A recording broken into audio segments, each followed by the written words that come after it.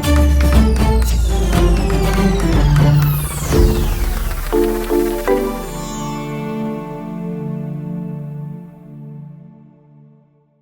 morning everyone.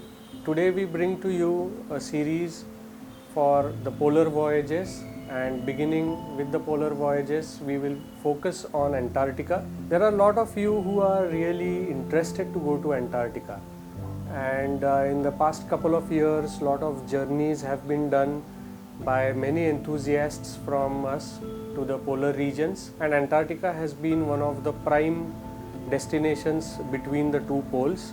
We have had people going to the poles through Damle Safaris or the polar regions through Damle Safaris since 2005.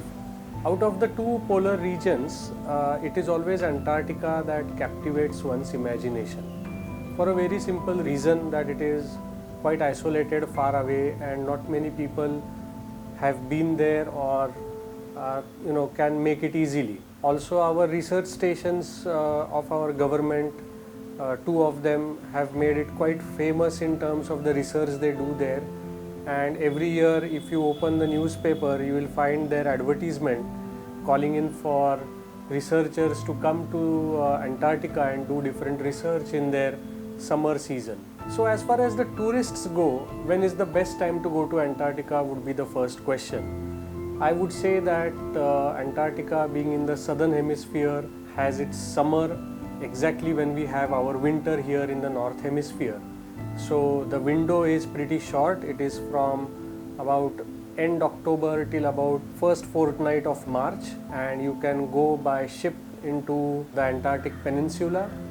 Few years back there were some ships that would also go from New Zealand, but now the only shipping line for tourists that is available is from Argentina. So once a tourist makes up his or her own mind to visit the polar regions, the common question they have is which pole area to visit first. Would it be Arctic or the Antarctic? The two regions, that is Arctic and Antarctic, are, as they are described as poles apart geographically, they really give a very different perspective of nature that can be seen, experienced over there. Let's see the difference between the two regions, that is Arctic and Antarctic. Although both of them are white, as we would say, that is where the common thing ends, I would say. So Arctic is about glaciers and Antarctica is about icebergs.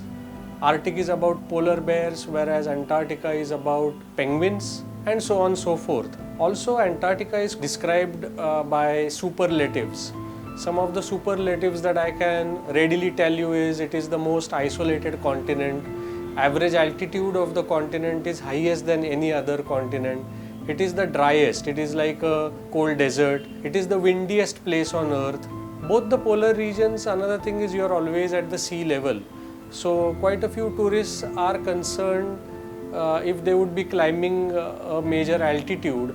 So when you are visiting the Antarctic Peninsula, you are not gaining too much of height, although I mentioned about continent being the highest in terms of average altitude. When you are visiting the peninsula, you are not climbing or gaining that much of altitude.